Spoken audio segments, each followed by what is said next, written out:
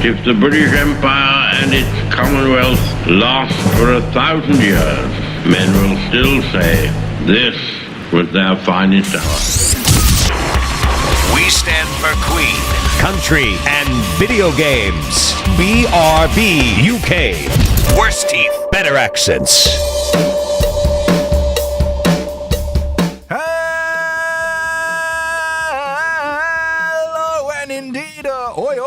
And welcome to this here episode of the BigRedBarel UK podcast. I am Coleman. Hi! And it's not a full episode of the BigRedBarel UK podcast. It's a half episode of the BigRedBarel UK podcast. And that makes this episode 252.5 of the BigRedBarel UK podcast. Did I say the BigRedBarel UK podcast quite enough? I don't think so. I'll do it one more time. BigRedBarel UK podcast. Bang!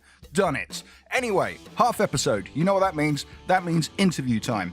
That means I'm going to bugger off. Tim's going to talk to someone, and that person's going to be highly entertaining, and, well, this show, I can guarantee they are highly entertaining. So you may know him from Dara Briain's Go 8-Bit on Dave.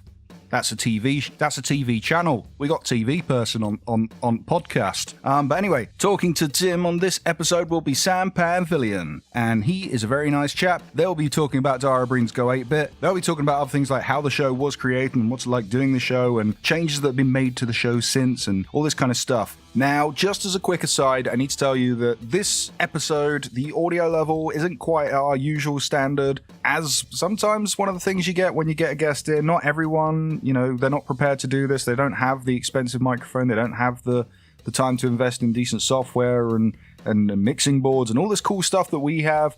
So Sam's audio, it's a bit on this, every now and then you'll get a weird pops and scratches and things. Just let you know that is the audio. There's not a spider in your headphones burrowing into your ear. That's not an actual thing that is happening. It's just the audio. We've worked really hard to try and get it up to the level that it is. So just sorry if it's not up to the usual standards. Tim, on the other hand, he should know better. So berate Tim for having crappy audio, because I don't know what he did. I reckon he was punching the microphone. He thought he was Rocky, pounding at the meat. He was punching his microphone for some reason. I don't know. Anyway, I'm going to go away now because I've rambled far on too much. So you're going to hear a noise, you're going to hear a Tim, you're going to hear a Sam, and then stay tuned afterwards because we're going to do some stuff at the end, like we usually do. Anyway, I'm going to hand things over to Tim after this noise. And hello once again, and as Coleman alluded to, we are back once again with another guest, and this one is a stonker. We've got a real interesting guest this week. I've interviewed a few people from the video game, more than a few people from the video game world. I think only one person so far from the movie world, but this is my first time I'm ever interviewing a bona fide TV star. Yeah, I wouldn't go that far.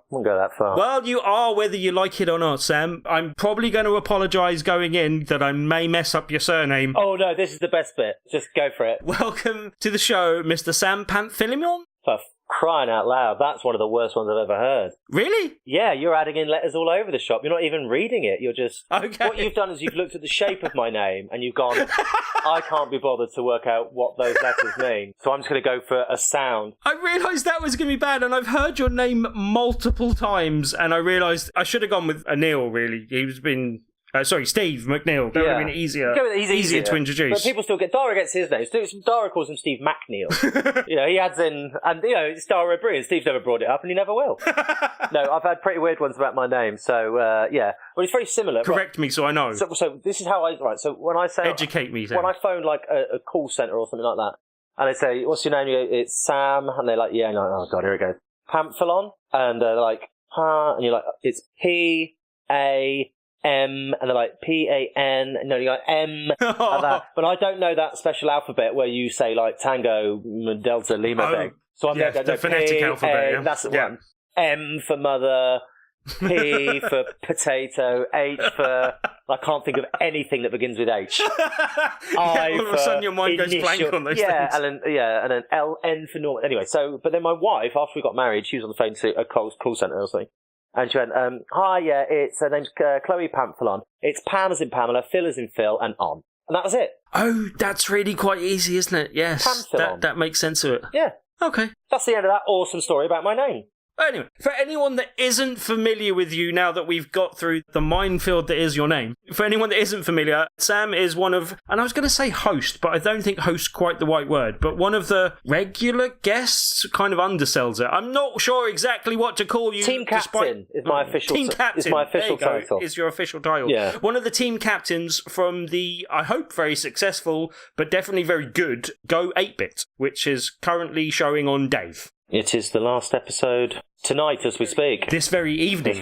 Yeah. So it may be too late by the time people hear this interview, but fortunately they can go watch it on the catch-up TV stuff. UK TV Play. Yeah, UK TV Play. That's kind of how I've ended up watching it, because I kind of cancelled my Sky and don't have access to Dave in my lounge, but that's overly complicated. Yeah, there's a lot of people who don't have it, and I didn't realise that was allowed. Yeah. I just thought it was one of those channels that everyone had now. Yeah, no, it's really weird because it's on Freeview, but Sky block it when you don't... Because I stopped my Sky subscription recently, basically, and Good. They block it when you've stopped your Sky subscription, but it's a free channel, so I don't understand how they're allowed to do that, basically. It's really weird. Yeah, they're kind of using another person's channel as their sort of bartering. It's not on. It's that bartering thing that's one of the reasons that made me, not like doing business with them. They're all terrible, aren't they, though? Like, anyone you speak to, Yeah. anyone you speak to, it's just like, it's not as bad as it is in America where there's like 2 companies, I think, and they just basically break up America, and they have patches where they just like have monopolies and stuff. But it's, no one's internet works. Fortunately, I've always had BT internet, and that generally works pretty well, See, I have to say. I've had people always saying that it's slow and you don't get, everyone. I've heard people get pretty angry about BT internet. I don't know. I've had fibre optics since they did the trial, basically, and so I've had it quite a long time, and that the speeds on that are just stupid. It helps that I can really stream an online TV program in HD or even 4K without any problems, basically. So, yeah. Maybe I should do that then. So, yeah, it means I've been able to watch you as well. Oh, but right. it's interesting because I've been watching that on my laptop. It does allow me sometimes to game while I'm doing it, even though I kind of don't always do that. Everyone's second screens now. Like, I didn't even know that was a thing. And then Rohan Acharya, who was the original person who took the punt on us and tried to get the idea worked up for and sell it to TV.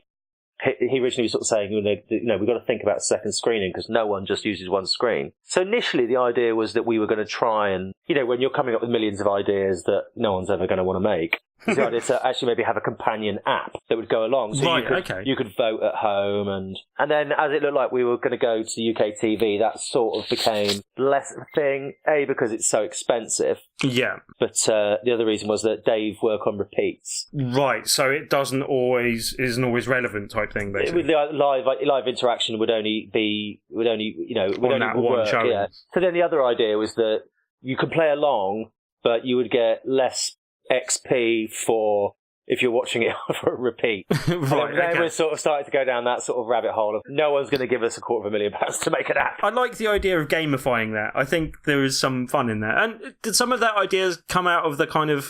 Because for anyone who doesn't know, Go 8-Bit's a definite kind of... We'll come on to the style of the show and how that kind of set up in a minute for anyone that's unfamiliar. But I was wondering if some of those ideas were born out of... You've done these Wi-Fi Wars things with Steve for a while. I don't do Wi-Fi Wars. That's not me. Oh, is it just Steve? That's Steve and King Rob Sedgebeard. The reason why it all sort of got to where it was because he is sort of a technical genius and does things that other people simply can't do. But genuinely does things that other people cannot do. And the tech that he's created, which they utilise in Wi-Fi Wars, is silly. So that Wi-Fi Wars was initially... When we were doing Go 8-Bit, the Royal Institution contacted us, said, would you come down and show a little bit of your tech for the Christmas lectures? And I was away, so he went down there with Rob, and then they asked him to come back and have a residency. And it seemed like a good way of testing out just the pure tech of the show. And then it sort of became their own show, and, that's their thing now, and I'm not jealous about it. And, I'm genuinely fine about it, because that is just pure games tech. That's his side of thing as well, basically. Yeah. There's not enough room in Wi-Fi Wars for me to turn up and just act like a dick, which is pretty much all I can do.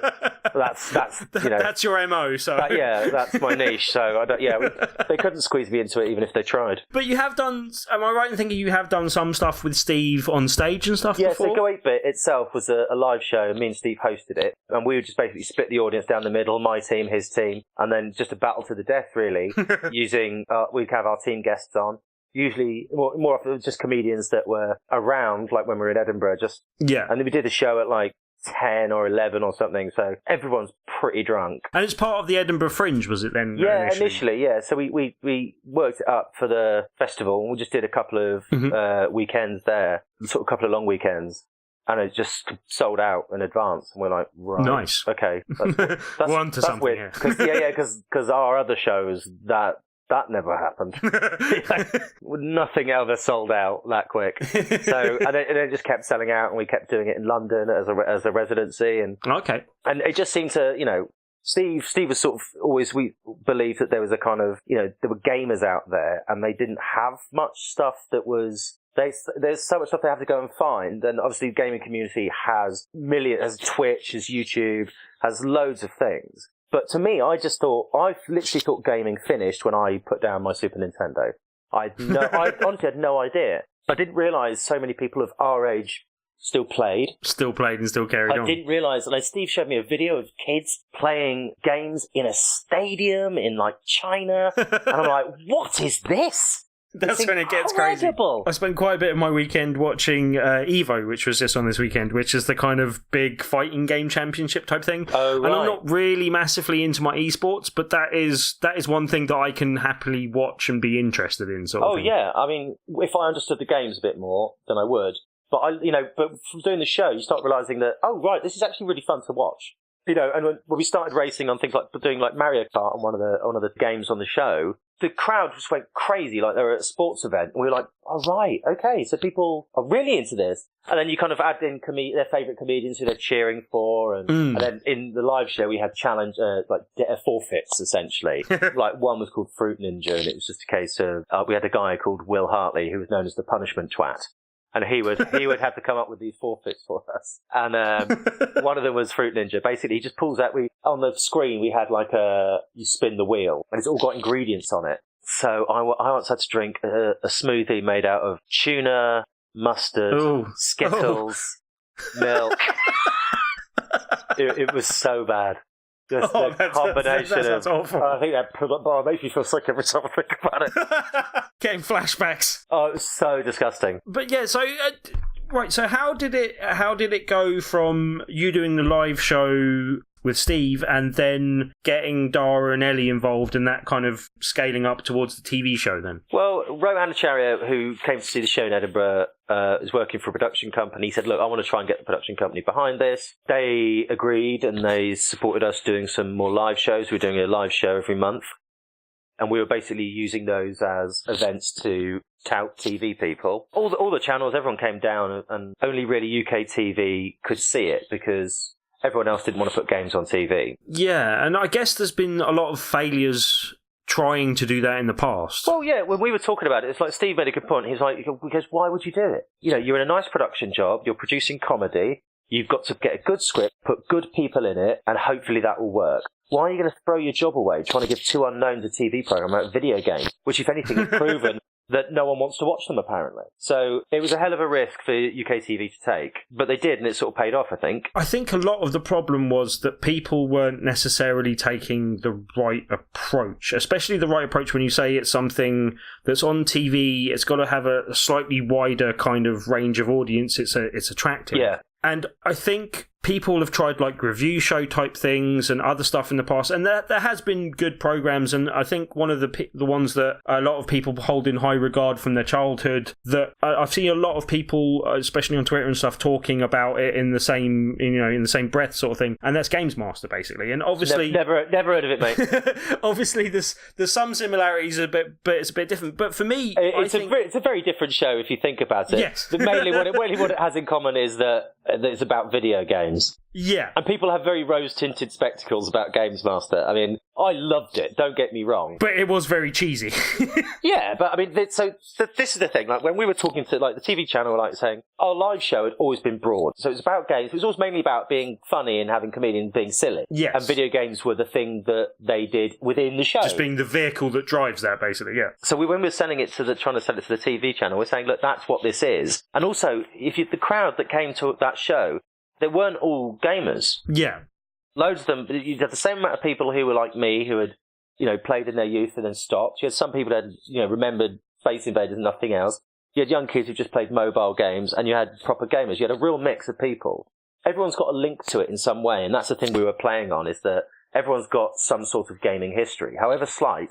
Everyone's got a fond memory. Yeah. Everyone's got a thing that they remember. A game they liked or enjoyed at some time. Of course, so everyone's linked into this topic. And as topics go, if everyone has an interest in it in some way, that's quite a good thing to link yourself to. It wasn't done cynically at all. I mean, Steve is a gamer, and he just his idea. Just wanted to make an interesting thing with gaming, basically. Yes. He wanted to get paid to play games. That was his goal. For me, it kind of taps into some fond memories of other childhood stuff as well. It kind of reminds me of, like, the Saturday morning TV kind of silliness as well. Yeah, all right, yeah. I love morning telly. Yeah, and I used to love that as a kid, and that's actually an idea I've had for years of what would make a good video game TV thing, is the kind of Saturday morning TV type stuff. But as I said, I think you've already sort of captured the essence of that without having to have, like, a 3-hour thing and Philip Schofield and a puppet. Yeah. And all that sort of nonsense. Which would improve it. It would improve it.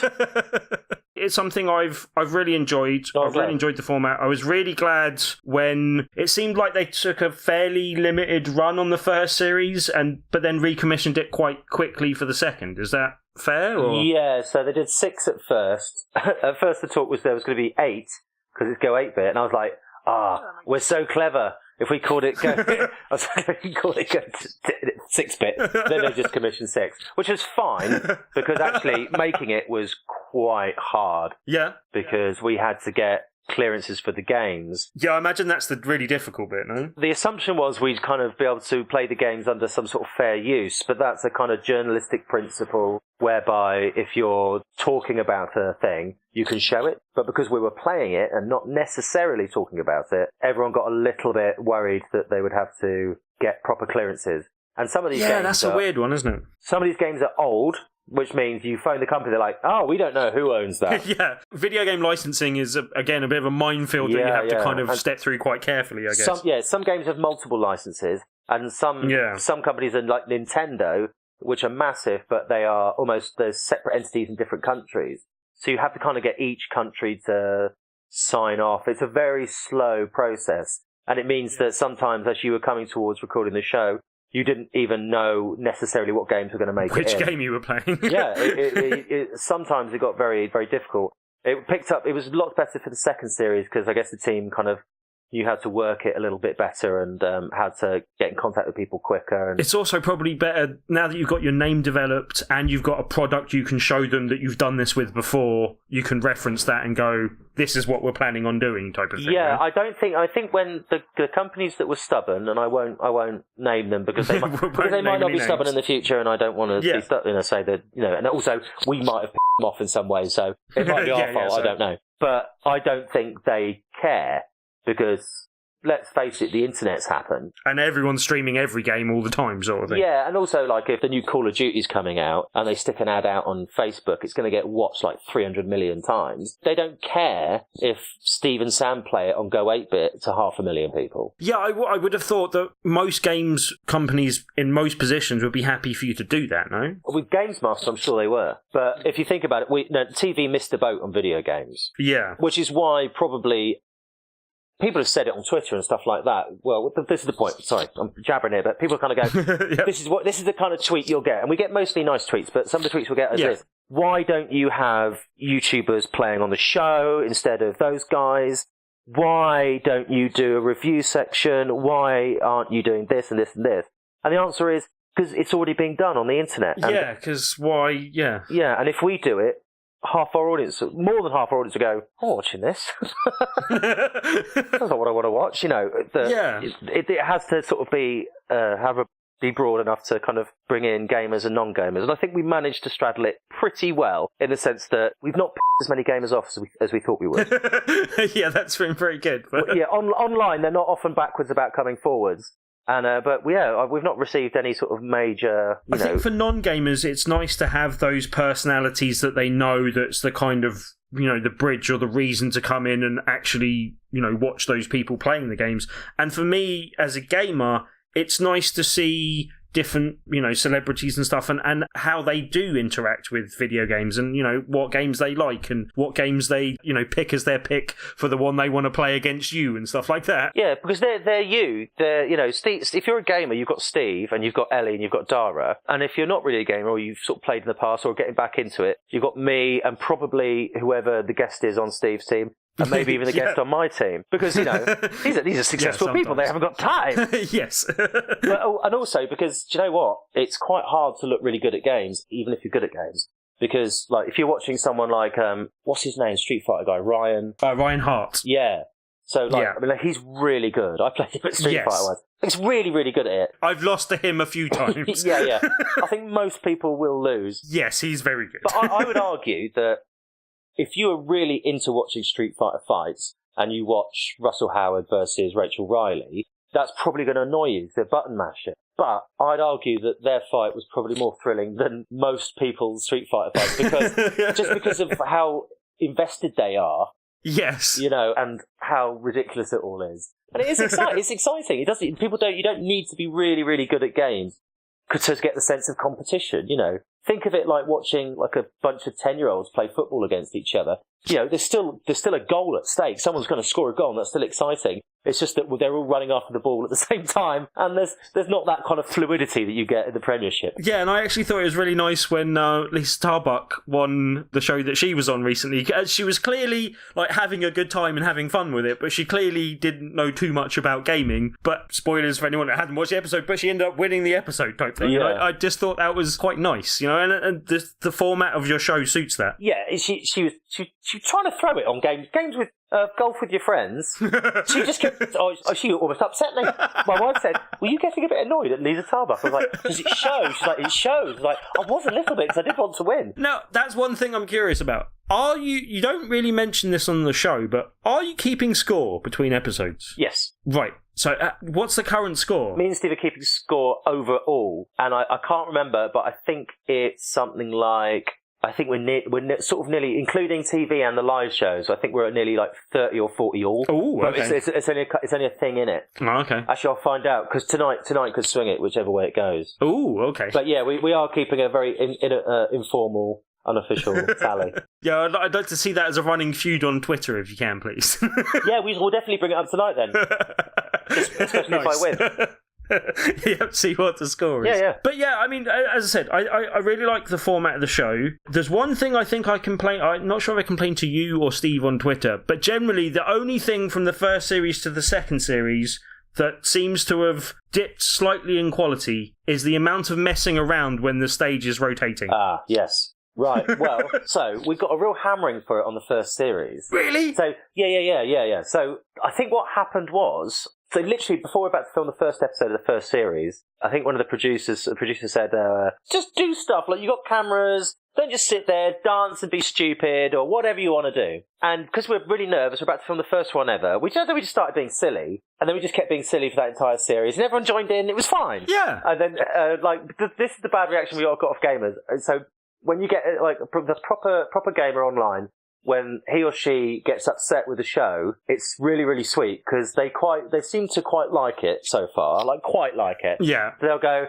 yeah, I suppose it's quite cool to see games on TV, and yeah, I suppose it's nice to have Dara on board and knows and stuff, and I suppose those guys are okay, and I suppose it's actually really nice to have. But oh my god. The dancing is so embarrassing. Cringe.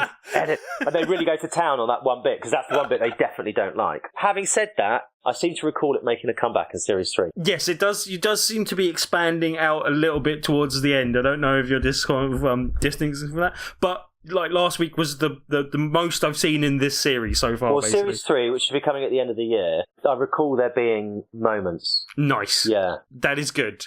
Well, that would be my one piece of feedback, is pushing back in the other direction. I want more silliness in that regard. Yeah. I don't know why, it just really tickled me whenever you guys were messing around in there. It would make me laugh stupidly, kind of thing. Because it's so In the very best of ways, yes. Yeah. And everyone hates the spinny stage as well. Everyone got really angry about the spinny stage. Really? I think that works really well. Like, that's how we see the screen and also the audience when we're not looking at the screen. Yeah, it makes sense. But I also think, I don't know, like, there's something that I find quite cool about it. Like, it seems somehow thematically appropriate that there's some sort of gadgetry going on there type of thing. Well, it's what, in TV terms, when we were pitching it, it's what's known as a big shiny floor show. And that is what they call it. Nice. So you've got, so the option was whether to make this like a small, hey, we're filming it in a flat, a bit like we did with DLC, or whether we make it a big shiny floor show. And then we got Dara on board, and so it was like, and then, there was going to be enough budget. So they paid a really clever man who does like all the sets. So he does sets for like movies and Big Brother and stuff like that. And him and his team put together this stage, which when we were looking at it was like, are you kidding? There's a big rotating stage. That's amazing. That's awesome. Like, it's amazing. And it's like a big old telly, like telly used to be, The set moves and it all looks very grand, and I love it. Yeah, we mentioned Dara there as well. How did you go about getting Dara involved? The channel were very, very keen on him. We were like, right. So we basically realised that me and Steve, there was two options. Either we were going to have to become team captains, and there was going to have to be a big name host to sell the show, because we're not going to, they're basically, you and Steve, no one knows who you are. So even if people aren't going to want to watch video games, they're definitely not going to come along if it's you guys. Right. But if Dara's there, and people like Dara, so if he's doing it, maybe they'll watch it and then they'll realise they like the show. And fortunately, Dara's a gamer, and he got, he's met with Rohan a couple of times and UK TV, and he got behind it. And the show would not be on TV if it wasn't for him. Yeah, well, you're playing yourself down there a bit, but I definitely think he helped the matter and helped kind of elevate it. Well, I mean, it definitely wouldn't be, because he had the star pulling power, and also he was passionate. And although I wasn't in a meeting, I remember hearing that when the channel was sort of saying, yeah, but are there sort of enough games? Can it run and run? Because they wanted it to be a show that could maybe go for 5-10 years. Who knows? Yeah. And Dara was like, trust me, there's enough games. Yeah, there's enough games. This could go on forever.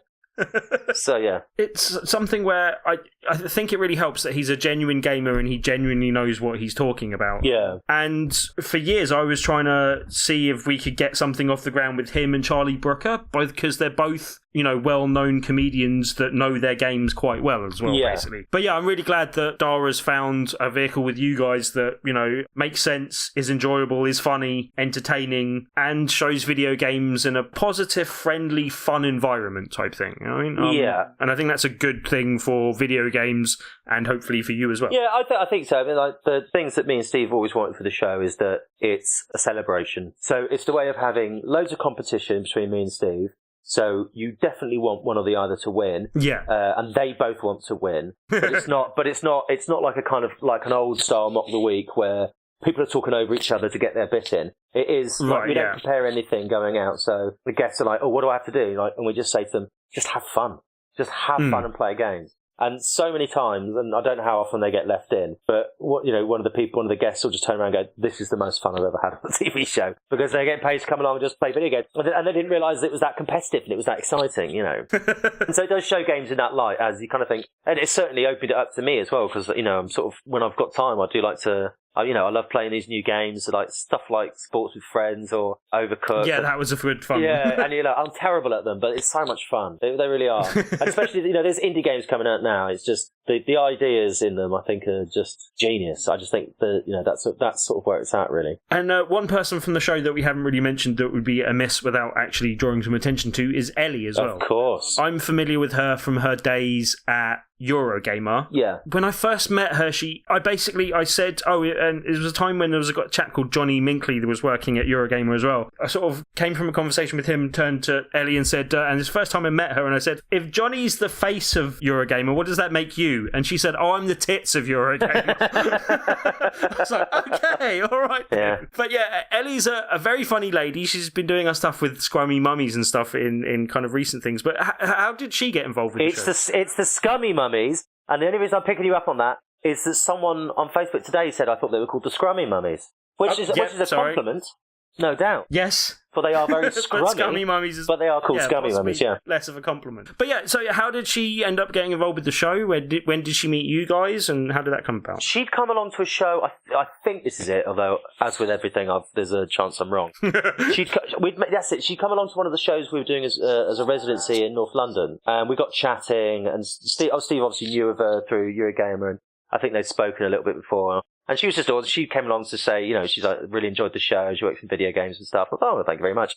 And then we had a stage at EGX that year, or the following year, okay, where we were going to do Go 8-bit kind of stuff and do interviews. Mm-hmm. And because they wanted interviews with developers and things like that, Steve was like, well, we must get, Miss Ellie has to do it because she'll be actually capable of doing that. And so Ellie came along and did that, and then joined in with the main show as well. And is that the same year that I met you and came and spoke about board games on your stage? Yes, that was that year. Yes. Right, okay. Yeah, because we've only done it the once. Was that the last year it was in London? I don't know that, but it was definitely in London. I can remember that much. I think it might have been. And then we had the channel saying, look, we've got Dara and we've got you as team captains. It would be great to have an expert, someone in this. And also, it's a bit of a sausage fest because you've got three. You've got three guaranteed men, and with TV being the way it is, one of those guests is probably going to be a man. Going to be male. Yeah. And so we were just, everyone was conscious that we definitely need a woman. It'd be great if we definitely need a games expert, and it definitely should be a woman because there are women who know lots about games as there are men, so it seems like kind of a no-brainer. And quite a few people auditioned for it. I don't remember who necessarily, but Ellie was absolutely the standout. And we had a relationship with her anyway, so it was just fantastic that she came on board. And then the first series, like everyone was, mainly people just talk about her because she's so brilliant on the show. And yeah, she's been fantastic. Yeah, as I said, very funny lady and very knowledgeable of video games as well, basically. So yeah, that helps round you guys out. Basically. She has her own style on the show as well. Like she has her own sort of the way she talks about stuff. It just gives. She's just becomes another character on the show. She's not the woman, and she's not the expert. It is Ellie Gibson. And she's very much cemented that role, and the show would not be anywhere near as good without her. I think the balance of the four of you works really quite well as well, actually. I think that's one of the things that makes the show what it is, basically. Also, just going on from that as well, we mentioned it before very quickly, DLC is it's your extra show that's kind of a bit more review-based. You have a guest, but you only have one guest. You don't tend to play games on it, and you kind of have a bit more of a sit-down and chat with that guest type of thing. Yes. Yeah, I was glad that, obviously from the success of the first series, they picked you up and recommissioned the second one. But where in the equation did the DLC come into things? Where did that come from? So when they commissioned Series 2 and 3, which they did at the same time, Ian Coyle said, look, because I've got a tiny bit of money, basically so little money that the channel wouldn't notice it if it went missing. And basically said, look, I've kind of got free reign. I would like to do a late night after Go 8-bit, half an hour show where you get to be a bit nerdier about games. Right. Where people just talk about games. And so he sat us down and we all sort of worked through format ideas. And we came up with some ideas for the format, and then they were worked through with Rohana Charya and Mark Boutros and their team, and they sort of put together these ideas for the show, and then we just kind of filmed it all in 5 days, so 2 episodes a day, and each record was about 3 hours. So it's just 3 hours of just talking and loads of messing around, and then that's all cut down to a half-hour show. Somehow cut down into half an hour, which is why probably occasionally, I think some of the earlier episodes looked a bit crazy, looked a bit like, what? Hang on, why are we here? What's going on? Hang on, has that bit ended? Because they were literally having to cut down so much stuff and deliver it so quickly because we'd only just filmed it. So it was really, really done on an absolute shoestring and with very little time. And we were a bit, we're like, we didn't know what the show was going to turn out like. Like, is this going to be?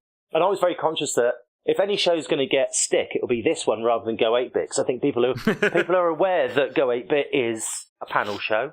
It's a bit different. They're aware that it is broad and it's not necessarily, going to go into sort of the depths of everything.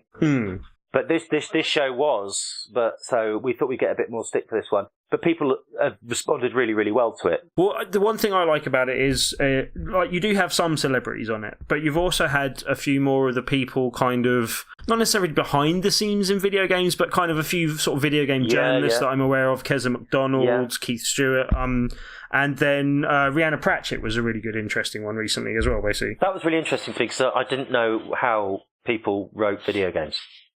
I just never asked. I just had no idea.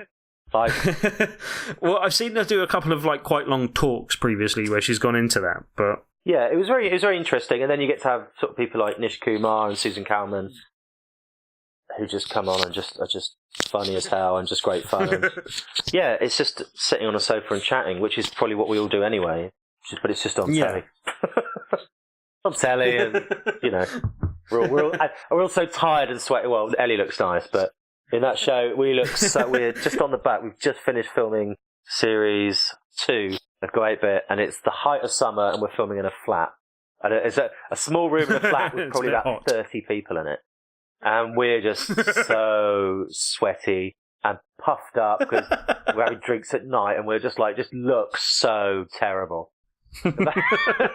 I had to say, if I was being hypercritical, and it's almost, finding a criticism for the point of it almost kind of thing, my one thing about DLC would be that sometimes I wish you stayed a bit more on topic in terms of talking to the guest and just talking about games. Sometimes. Fine. But yeah, as I said, that's being hypercritical and kind of picking points apart, because I think the two shows sit really nicely side by side with each other, and that they are definitely the best thing in a decade or more in terms of video game TV, basically. Oh, thank you. And I think that's definitely to be commended and applauded and thanked you for, basically, for bringing that into our lives. So thank you very much. Oh, thank you. And do you know what? We're very open to criticism. The criticism of the first series was, why have we got to watch the stage spin round, and then we've got to watch people vote? And so, we just, little things like that, people are like, that's really annoying. I do it at the same time, sort of thing. And so we do it at the same time now, just because whether that would have happened, I don't know, but it's definitely one of those ways to sort of kind of, people do say stuff like, they said stop dancing, we stopped dancing, they say start dancing again, we start dancing again, dancing monkey. Well, should I be dancing? But yeah, no, as I said, I really do like it. I've genuinely watched it. I was really happy just, having known a little bit, kind of met you both beforehand and met Ellie beforehand. I was really glad to see all three of you making a success of it as well, basically. Oh, thanks, dude. But it's with no unforced sort of praise that I'm just saying that, it really is one of the best things I've seen on TV video game-wise for a very long time. So yeah, thank you very much. It's the Wire of video games.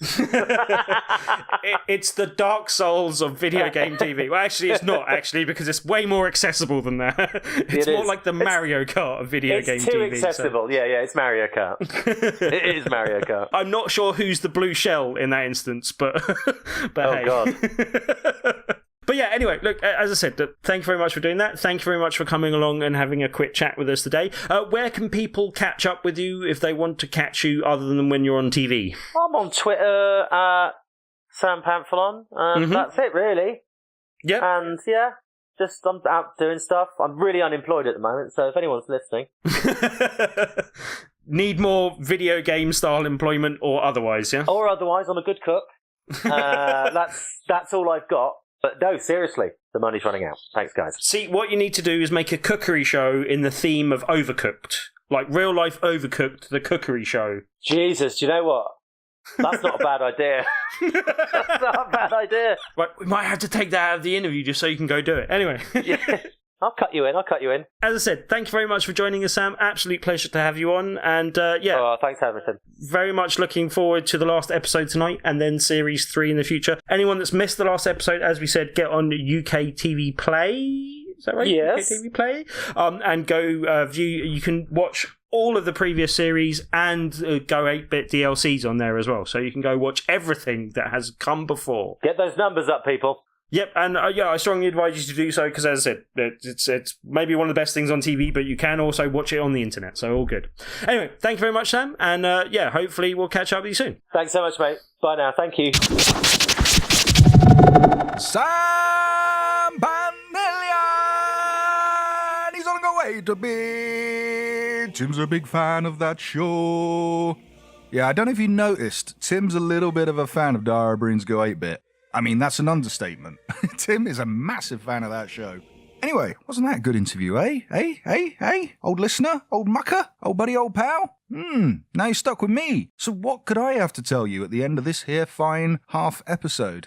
Let's start with this. How about, if you've enjoyed the sounds of the Big Red Barrel UK podcast, then maybe head over to BigRedBarel.com where you can check out awesome other podcasts. Yes, there are more podcasts under our banner than just the UK podcast. There is Geek Speak for all your nerdy needs on BigRedBarel.com. There is the Big Red Barrel Cast, our flagship show. We've got Big Red Barrel Boom. I hear they're recording something soon. That kind of rhymed. And we've got the Big Red Barrel Flicks. What else do I have to say? Oh, that is right. Make sure, as well as checking out BigRedBarel.com, you also go to our Facebook page, facebook.com/BigRedBarel, and also on Twitter, twitter.com/BigRedBarel. Funny that. Basically, if you go to a website and you type in /BigRedBarel, there's a chance you're going to find us. There's a larger chance you're not, because you could be going bbc.co.uk/BigRedBarel. Probably wouldn't work. Probably not going to work. Also, if you want to follow Sam on Twitter, once again, he is at Sam Pamphilon. I think I've got it wrong now. After hearing Tim's terrible pronunciation, I'm now worried about how I'm pronouncing his name. Also, you can check out Go 8-Bit at Go 8-Bit Comedy. That'll keep you updated on when the next show's out and other stuff to do with the show, I'm assuming. And if you want to follow Tim on Twitter for some reason,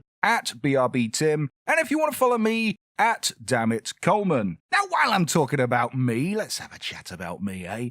So, on the last half episode, I said, hey, I'm going to be missing a few shows because I started a new job. And then on the last episode that came out, Dan and Tim said something to that effect. I'm away, I can't record main shows at the moment, but we'll be back. I was meant to miss the next show, and now I'm not. We're going to move our recording date just for this 1 week, and then see how we go moving forward. So, the bad news is, you get me on a full episode again. The good news is, you may get the Big Red Barrel UK podcast a day early. Now, I say may, I've still got to put the thing together, and I still work nights, and it's really complicated. But hopefully, on the 20th of July, you'll get an episode of BRB UK. If not, you'll get it on Friday the 21st, as usual. So, here's a hoping, eh? Anyway, that's pretty much all we have time for on this half episode. You'll hear again from us on episode 253 on Thursday or Friday. Thinking if there's anything else to talk about? No, I don't think there is. I'm sure I missed a bunch of stuff, but for now, I will just say thank you for listening to another half episode of the Big Red Barrel UK podcast. I have been Coleman, that has been Tim, that's definitely been Sam, from Dara, Briain's Go 8-Bit. And until next time, dear listener, goodbye!